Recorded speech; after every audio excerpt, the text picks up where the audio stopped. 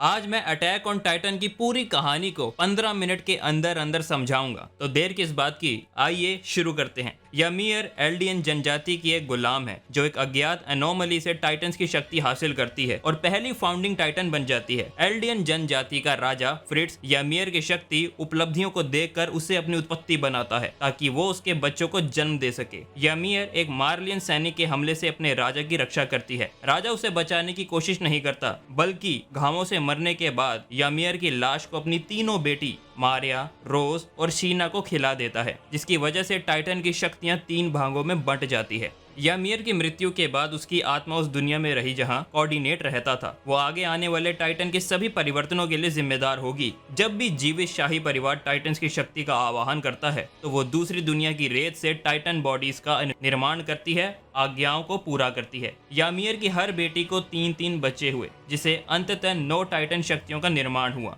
2000 साल बाद मार्ले ने पैराडाइज आइलैंड ऑपरेशन शुरू करने के लिए बेर्टोल्ड, राइनर, एनी और मार्सल को चुना। मार्ले का मूल्य लक्ष्य फाउंडिंग टाइटन को पुनः प्राप्त करना था और टाइटन्स का उपयोग करके दुनिया का सबसे शक्तिशाली राष्ट्र बना रहना था। पैराडाइज ऑपरेशन से पहले इतिहास के किसी समय में ग्रीशा अपने बेटे एरन से वादा करता है कि वो एक दिन उसे उनके घर में बेसमेंट में रखे रहस्य के बारे में बताएगा। वॉल मारिया पहुंचने के बाद कोलोसस टाइटन के रूप में बेर्टोल्ड हूवर ने शिगान शीला जिले के बाहरी द्वार को तोड़ दिया, जिससे अनगिनत टाइटन शहर में प्रवेश कर सके। डायना युद्ध में प्रवेश करती है और एरन मिकासा के सामने ग्रीशा की पत्नी कार्ला को खा जाती है। ग्रीशा रीस चप्पल की यात्रा करता है और फ्रीडा रीस के टाइटन के आक्रमण को रोकने का आग्रह करता है। जब वो उसका कहना नहीं मानती तो वो फ्रीडा के टाइटन से लड़ता है और उसे हराकर खा जाता है, जिससे उसको फ्रीडा की शक्तियां और यादें मिल जाती हैं। फिर वो एरिन को जंगल में ले जाता है और फाउंडिंग टाइटन उसे सौंप देता है। कोलोसस टाइटन ने ट्रोस्ट जिले के बाहरी द्वार को तोड़ दिया और सब पर आक्रमण कर दिया। 5 वर्षों में पहली बार एरन को एक टाइटन ने खा लिया, लेकिन वो बच गया क्योंकि टाइटन ने उसके हाथ पैर को काट दिया था। इससे पहले कि वो उसके स्पाइनल फ्लूइड तक पहुंचता,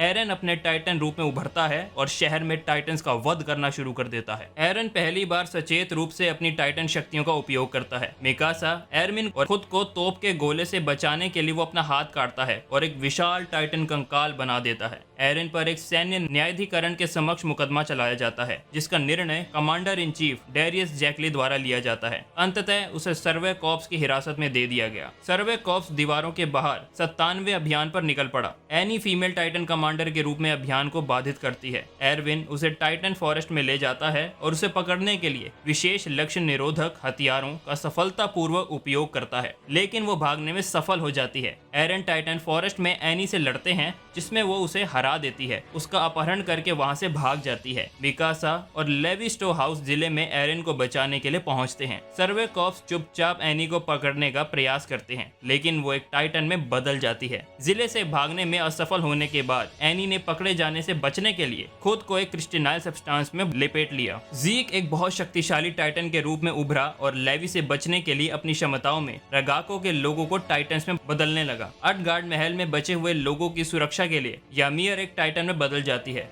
राइनर और बेल्टोट ने एरन को अपनी टाइटन पहचान दी और वॉल रॉस पर लड़ाई शुरू कर दी। एरन और ymir को राइनर और बेल्टोट ने पकड़ लिया। वे वॉल मारिया की ओर भागने का प्रयास करते हैं, लेकिन सर्वे कॉर्प्स द्वारा उनको रोक लिया जाता है, जो एरन को उनकी पकड़ से बचाने में कामयाब रहेंगे। स्माइलिंग टाइटन एरन और मिकासा के सामने प्रकट होती है। एरन स्माइलिंग टाइटन के हाथ पर प्रहार करता है और अनजाने में फाउंडिंग टाइटन की शक्ति को उजागर कर देता है। राइनर और बेल्टोट ymir के साथ ट्रोस्ट जिले की ओर लौट गए। एरविन स्मिथ और डॉट पिक्सिस ने शाही सरकार के खिलाफ लड़ना शुरू कर दिया। लेवी ने हिस्टोरिया को रानी बनाने के प्रस्ताव से सहमत होने के लिए जबरदस्ती मनवा लिया। फिर लेवी को राजशाही को उखाड़ फेंकने के लिए एरविन की योजना का पता चलता है। कैनी के स्क्वाड ने लेवी स्क्वाड पर घात लगाकर हमला किया, जिससे स्टोहस की सड़कों पर लड़ाई छिड़ गई। एरविन को किंग फ्रिट्ज और सभा के सामने लाया गया। जैसे ही वे उसे फांसी पर चढ़ाने का आदेश देते हैं, तभी डैरी हस्तक्षेप करते हुए रईसों को गिरफ्तार कर लेता है और राजा को पद से हटा देता है।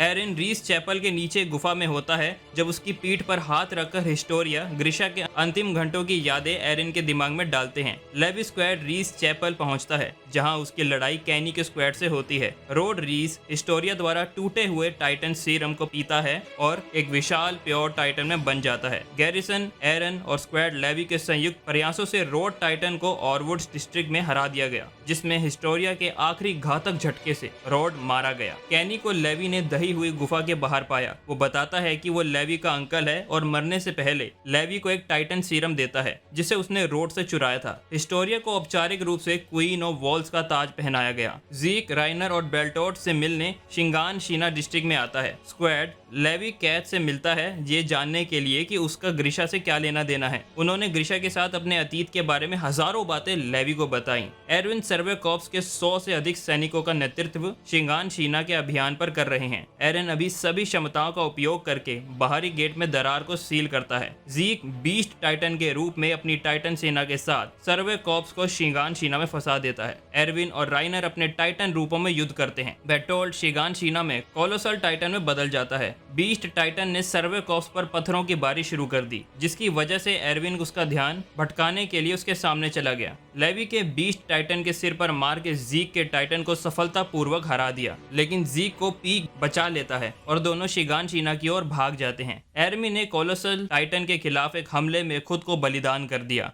जिससे एरन ने बेरटोल्ड को उसके सिर से काटकर हरा दिया। एरमिन और एरविन दोनों जीवित पाए गए, लेकिन दोनों ही मृत्यु के कगार पर थे। अंततः लेवी ने निर्णय लिया कि एरमिन को सीरम दिया जाएगा। एरमिन टाइटन का रूप ले लेता है और फिर से मानव स्वरूप में आने के लिए बेरटोल्ड को खा जाता है, और वहीं दूसरी ओर एरविन की मृत्यु हो जाती है। मिकासा, लेवी, हेंज ग्रिशा परिवार के बेसमेंट की जांच करते हैं, जहां उन्हें ग्रिशा द्वारा छोड़ी गई 3 किताबें मिलती हैं। शिगान शीना जिले की लड़ाई में जीवित बचे 9 लोगों को रानी हिस्टोरिया द्वारा समारोह में सम्मानित किया गया। जीक अकेले में कियोमी से मिलता है, जिससे एल्डिया के प्रति उसकी सच्ची निष्ठा का पता चलता है। सर्वे कॉर्प्स को आगे निकाला जाता है, जबकि मारिया समुद्र के तट पर बॉर्डर लाइन वॉल तक पहुंचती है। मार्ले ने अपनी पहली सर्वे टीम पैराडाइज आइलैंड पर भेजी। उन्हें सर्वे कॉर्प्स द्वारा रोक लिया जाता है। जहाज पर मौजूद मार्लियन विरोधी लोगों ने वॉल साइड के लोगों को बंधक बना लिया। मार्ले के नुकसान की खबर मिलने के बाद मिड ईस्ट सहयोगी बलों ने अवसर का लाभ उठाया और मार्ले पर युद्ध की घोषणा कर दी। युद्ध लगभग 4 साल तक चलता रहा, लेकिन अंत में फोर्ट लावा की लड़ाई में मिड ईस्ट को कुचल दिया जाता है, जिससे उनकी हार पक्की हो जाती है। एरन जीगर एरन क्रूगर की पहचान का उपयोग करके मार्ले में घुसपैठ करता है। टाइबर परिवार विश्व राजदूतों के आगामी उत्सव की तैयारी करने के लिए लाइब्रियो आता है। उत्सव की रात फैल्को राइनर को एरन से मिलने के लिए ले जाता है, जो उत्सव के मंच के पीछे एक तहखाने में छिपा हुआ होता है। जब विली टाइबर पैराडाइज आइलैंड पर युद्ध की घोषणा करता है, तो ईरन आक्रमणकारी टाइटन में बदल जाता है और उसे मार डालता है। युद्ध में जाने से पहले विली की छोटी बहन वॉर हैमर टाइटन में बदल जाती है और एरन पर हमला कर देती है। सर्वे कॉर्प्स युद्ध में प्रवेश करते हैं और मारियन सैनिकों से लड़ते हैं। जॉ और बीस्ट टाइटन्स भी इस बड़े युद्ध में शामिल होते हैं। कुछ ही समय बाद एरमिन अर्लट अपने कोलोसल टाइटन रूप में आकर डॉकिंग फ्लीट को नष्ट करता है। लेवी ने बीस्ट टाइटन को निष्क्रिय कर दिया और एरन जॉन टाइटन के शक्तिशाली जबड़ों का उपयोग करके विली की छोटी बहन का क्रिस्टल तोड़कर उसकी पावर हासिल कर लेता है। गैबी और फैल्को भी हवाई जहाज पर चढ़ते हैं, जहां गैबी साशा को गोली मार देती है। एरिन को उसकी अवज्ञा के कारण गिरफ्तार कर अंडरग्राउंड सेल में कैद होना होता है। जीक को विशाल पेड़ों के जंगल में लेवी की कड़ी निगरानी में रखा गया है। सर्वे कॉर्प्स का एक समूह एक बम गिराकर जैकली की हत्या कर देता है। उसी दिन एरन अपने सेल से बचने के लिए अपनी टाइटन शक्तियों का उपयोग करता है। वहीं पीक एक बार फिर वॉल्स में सफलतापूर्वक घुसपैठ करती है। अटैक ऑन टाइटन मांगा के अंत में जीक अपनी मृत्यु लेवी के हाथों से स्वीकार कर लेता है और तब लेवी उसका सिर धड़ से अलग कर देता है। यहाँ हम देखते हैं कि जीक को प्योर टाइटन द्वारा बचा लिया जाता है, जिसने उसकी मदद करने के लिए उसको पेट के अंदर भर लिया था, जिससे जीक का शरीर फिर से बन जाता है। मार्लियन के घुसपैठियों के स्थान को इंगित करने के लिए पीक और गाबी को छत पर ले जाया जाता है। मार्ले के सरप्राइज अटैक में फैल्को अपने जॉ टाइटन रूप में एरन पर हमला करता है। इस हमले में एरन की जान जाते जाते बचती है। मार्लियन ने पैराडाइज आइलैंड पर हमला शुरू कर दिया था, जिससे राइनर और पोर्को ने युद्ध में एरन को शामिल कर लिया। ऑन याकोपोन ने कैद किए गए सैनिकों को इस उम्मीद में रिहा कर दिया कि वे एरन को युद्ध में उसकी मदद करेंगे। जीक शिगान शीना डिस्ट्रिक्ट के वॉल के ऊपर पहुंचता है और पत्थर फेंककर मार्लियन हवाई जहाजों को नीचे गिराकर जवाबी हमले में सहायता करता है। थियो मैगत एंटी टाइटन तोप से बीस्ट टाइटन पर हमला करता है। कोल्ट जीक को समझाने की कोशिश करता है कि वो चिल्लाए नहीं, क्योंकि फैल्को ने उसका स्पाइनल फ्लूइड निगल लिया है। जीक अंततः अपनी योजना को पूरा करने का निर्णय लेता है और वाइन पीने वाले सभी लोगों के साथ साथ फैल्को को भी प्योर टाइटन में बदल देता है। एरन अपने टाइटन रूप से निकलकर जीक की ओर दौड़ता है। गैबी ने एरन की गर्दन पर गोली मारकर उसके सिर को शरीर से बिल्कुल अलग कर दिया। सिर कटने के बाद मस्तिष्क 2 से 15 सेकंड तक सचेत रहता है। जीक तुरंत अपना शरीर एरविन के सिर से लगा देता है और चूंकि जीक के पास शाही खून है इसलिए एरन की जान बच जाती है। इसी में वे ग्रीशा की यादों से गुजरता है। जैसे ही वॉल्स के टाइटन उभरते हैं, रंबलिंग शुरू हो जाती है। आइलैंड के सभी दीवारें ढहने लगती हैं। एरन टेलीपैथिकली दुनिया भर के सभी एल्डियन से बात करता है और बताता है कि वो एल्डिया की सुरक्षा के लिए पूरी दुनिया को नष्ट कर देगा। साथ ही सारे कठोर चीजें अपने वास्तविक रूप में आ गई और एनी भी अपने क्रिस्टल से मुक्त हो गई। कवच छीनने के बाद राइनर को कमीशन से बाहर कर दिया जाता है और गैबी फैल्को को बचाने के लिए बाहर चली जाती है। पीक और मैगमन मार्लेस एयरशिप को पीछे हटाते हुए देखते हैं। तभी हेंच और लेवी उनसे मिलने के लिए आगे बढ़ते हैं और रंबलिंग को रोकने के लिए टीम बनाने के लिए सहमत हो जाते हैं। एरमिन, कॉनी, गाबी और फैल्को ट्रोस तक पहुंचते हैं जहां उन्हें एनी मिलती है जो रंबलिंग को रोकने के लिए उनके साथ जाने का फैसला करती है।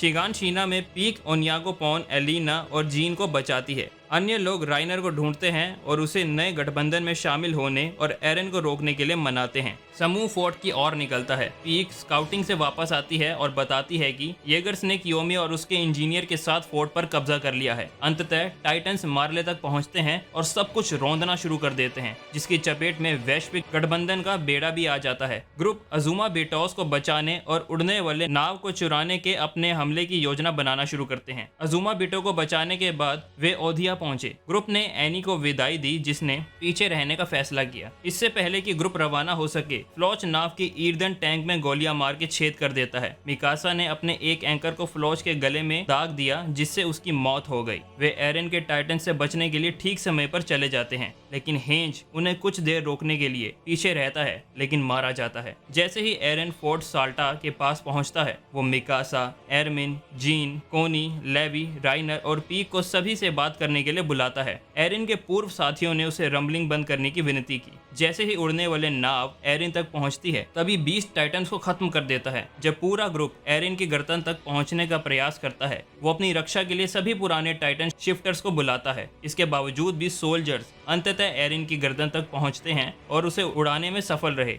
एरिन का सिर फिर से एक नए कोलोसल फॉर्म में बदल जाता है। उसकी मुलाकात एरमिन से होती है, जो उसे आमने सामने की लड़ाई के लिए चुनता है। एरिन उसे हराने में सफल हो जाता है, लेकिन एरमिन मिकासा के लिए इतना टाइम निकाल लेता है कि वो एरिन के मुंह में घुसकर रीढ़ की हड्डी से उसका सिर काटकर उसे मार देता है। स्वर्ग और पृथ्वी की लड़ाई के 3 वर्षों बाद फोर्ट साल्टा में एरमिन और अन्य बचे लोगों को डिप्लोमेट्स के रूप में नियुक्त किया जाता है, ताकि वे बाहरी दुनिया और पैराडाइज आइलैंड के बीच शांति वार्ता को सुविधाजनक बना सके। मिकासा और एरमिन ने एरिन के सिर को शिगान शीना जिले के बाहर उस पेड़ के नीचे दफनाने का फैसला किया, जिसके नीचे वो आराम करना पसंद करता था। और लीजिए दोस्तों, यहाँ हमारी वीडियो भी खत्म होती है। मैंने अटैक ऑन टाइटन्स को जितना कम हो सके उतने कम वक्त में समझाने की कोशिश करी है। अगर आपको ये वीडियो पसंद आई हो तो इसे लाइक कर दीजिए और नई वीडियोस का नोटिफिकेशन पाने के लिए चैनल को सब्सक्राइब कर दीजिए।